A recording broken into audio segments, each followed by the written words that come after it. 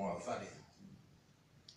David n'a jamais le temps. Quand on étudie la vie de Samuel, on se rend compte que Samuel était un passionné de son travail. La Bible dit qu'il circulait toute l'année, 12 fois, les 12 mois de l'année. Il allait à Mitzpah, il allait à Bethel, il allait dans une troisième ville. Et sur les 12 mois de l'année, il n'est resté chez lui que 2 mois. C'est sûr, sa stratégie était: je m'occupe de l'œuvre de Dieu, Dieu va s'occuper de ma famille. Et durant toutes ces années, c'est la même chose. Alors on comprend comment Joël et Abijah n'ont pas sa marque. Parce qu'il n'a jamais été là. Avant-dernière chose que je voudrais dire, c'est que les enfants ont besoin de correction. Mais qui dit correction, on dit d'abord prise de conscience de l'erreur. Et pour constater l'erreur, il faut être là. Et deuxièmement, avoir le temps d'éradiquer l'erreur. Et c'est jamais facile. Enlever cela. Et troisièmement, prendre le temps de remplacer l'erreur par les bons comportements. Proverbe 29, verset 15 dit: la verge et la correction donnent la sagesse, mais l'enfant livré à lui-même fait la honte à sa mère. Proverbe 29, verset 17 ajoute: châtie ton fils et il te donnera du repos. Il procurera des délices à ton âme. Et David et Samuel n'ont jamais été là. Et Samuel et David n'ont pas toujours fait de leurs enfants leur priorité. Priait-il pour ses enfants? Peut-être. Pourquoi je parle de la prière? Parce que comme je l'ai dit tout à l'heure, une mauvaise rencontre peut détruire le travail que vous avez fait toutes ces années.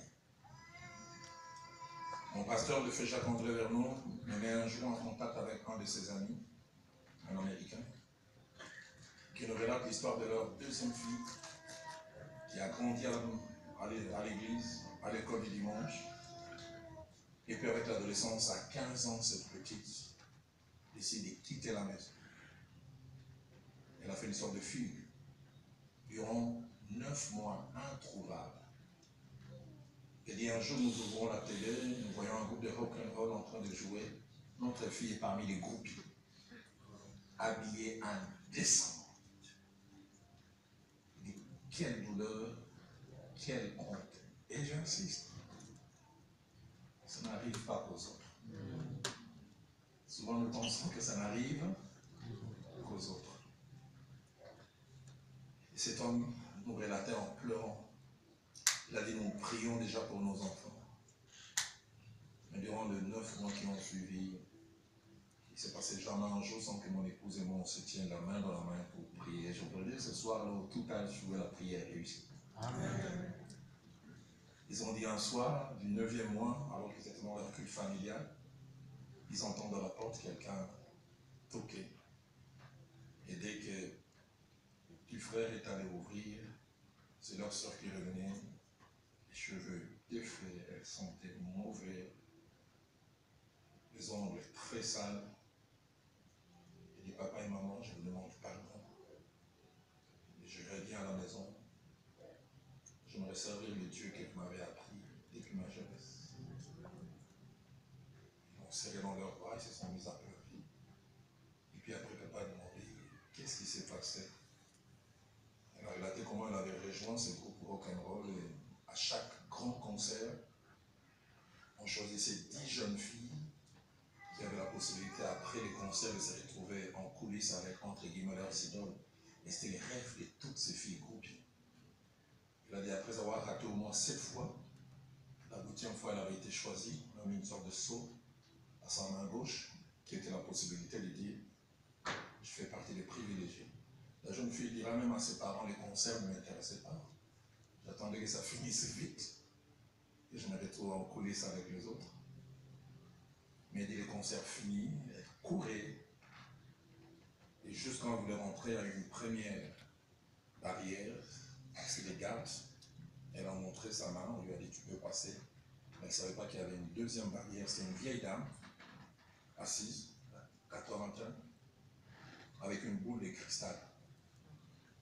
Et elle a réalisé que ce groupe avait une magicienne qui était avec eux partout. Et la fille qui était devant, par la cette vieille dame et puis elle est passée. Elle, quand elle est arrivée, la vieille dame l'a dit, toi, tu ne montres pas ici. Je dis, bon, j'ai ce qu'il faut. Et tu n'entres pas. Parce que tu viens d'une famille chrétienne. Elle dit, non, je ne suis pas chrétienne. Je n'ai pas dit que tu es chrétienne. Je dis, tu viens d'une famille chrétienne. Et comment tu le sais? Elle a dit, dès l'instant où tu es rentré, j'ai vu une armée d'anges.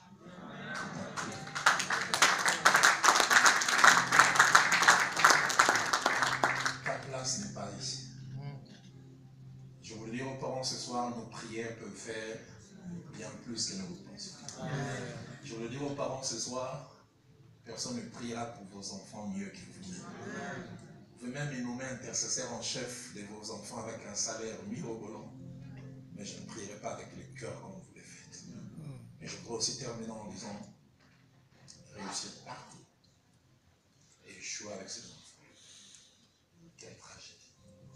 Et je voudrais surtout terminer en disant, ça peut arriver. Ça peut arriver. Laissez-moi tête.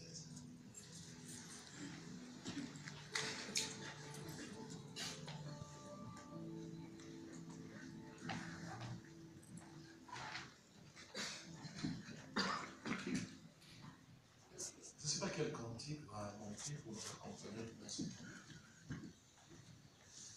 Y a-t-il un parent ce soir qui veut dire, Dieu m'a parlé? Je ne veux pas être un Samuel. Je ne veux pas être un David. Je veux réussir dans le ministère, je veux réussir sur le plan professionnel, mais je veux aussi réussir avec mes enfants. Si tel est votre désir, levez-vous avec moi. Parce qu'avec vous, je suis déjà debout. J'en ai 4. Et je prie que je les change. Y a-t-il aussi un futur parent? Tu ne l'es pas encore, tu le seras. Mais ce message a été comme un vaccin pour toi. Tu es dit, demain quand j'en aurai, je ne veux pas vivre ce que Samuel, je ne veux pas vivre ce que David ont vécu. Je ne sais pas quel cantique, avec la permission de l'apôtre Douglas, l'homme de Dieu, Nomak, Nono va venir et va prier pour nous tous, parents présents et parents futurs.